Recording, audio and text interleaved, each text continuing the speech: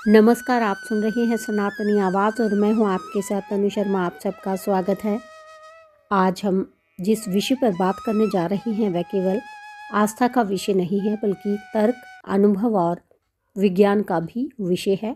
सनातन धर्म। सनातन का अर्थ होता है जो ना आदि है ना अंत, जो समय, स्थान और परिस्थितियों से परे है। सनातन धर्म किसी एक पूजा पद्धति का नाम नहीं, ये जीवन को जीने की वैज्ञानिक प्रणाली है। आज अक्सर कहा जाता है कि धर्म अंधविश्वास है और विज्ञान ही सत्य है। लेकिन क्या आपने कभी ये प्रश्न किया है कि अगर सनातन धर्म अंधविश्वास होता तो वह हजारों वर्षों तक कैसे जीवित रहता? सनातन धर्म और विज्ञान का संबंध। सनातन धर्म में कहा गया है, यथा पिंडे तथा ब्रह्मांडे, अर्थात जो इस शरीर में है वही पूरे ब्रह्मांड में है। आज आधुनिक विज्ञान जिसे माइक्रोकॉस्म और मैक्रोकॉस्म कहता है, वही सिद्धांत हमारे ऋषियों ने हजारों वर्ष पहले बता दिया था। योग, शरीर का विज्ञान। आज पूरा विश्व योग को अपनाता है, लेकिन योग कोई एक्सरसाइज नहीं है। योग का अर्थ है संयोजन, शरीर, मन और आत्मा का संयोजन। जब पतंजलि ने कहा योगश्चित्त वृत्ति निरोधः, तो वह मानसिक स्वास्थ्य का वैज्ञानिक सूत्र था। आज का न्यूरोसाइंस ये मानता है कि ध्यान करने से ब्रेन वेव्स संतुलित होती हैं, तनाव हार्मोन कम होते हैं। जो बात आज रिसर्च में साबित हो रही है वह सनातन में पहले से थी। प्राणायाम, श्वास का विज्ञान।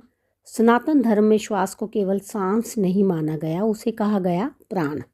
अनुलोम विलोम, कपालभाति, भस्त्रिका, ये केवल धार्मिक क्रियाएं नहीं हैं, ये रेस्पिरेटरी और नर्वस सिस्टम को संतुलित करने की तकनीकें हैं।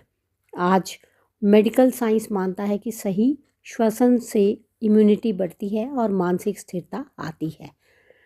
मंत्र ध्वनि का विज्ञान। अक्सर पूछा जाता है मंत्र जपने से क्या होता है, तो सनातन धर्म कहता है पूरा ब्रह्मांड कंपन है। मंत्रों की ध्वनि विशेष फ्रीक्वेंसी उत्पन्न करती है। ओम कोई शब्द नहीं, वह ब्रह्मांड की मूल ध्वनि है।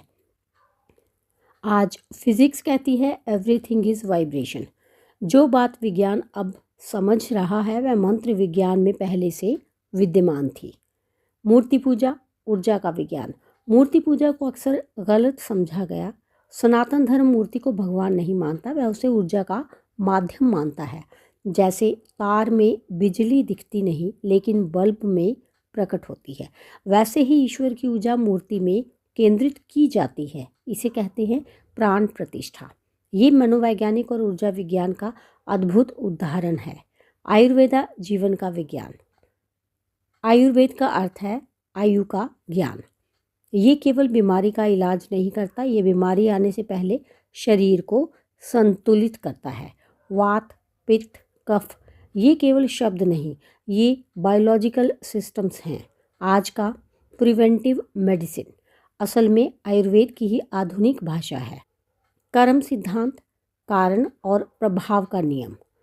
सनातन धर्म कहता है जैसा कर्म वैसा फल। आज विज्ञान इसे कहता है law of cause and effect. कोई भी क्रिया बिना प्रतिक्रिया के नहीं होती। ये नैतिकता नहीं, ये ब्रह्मांड का नियम है।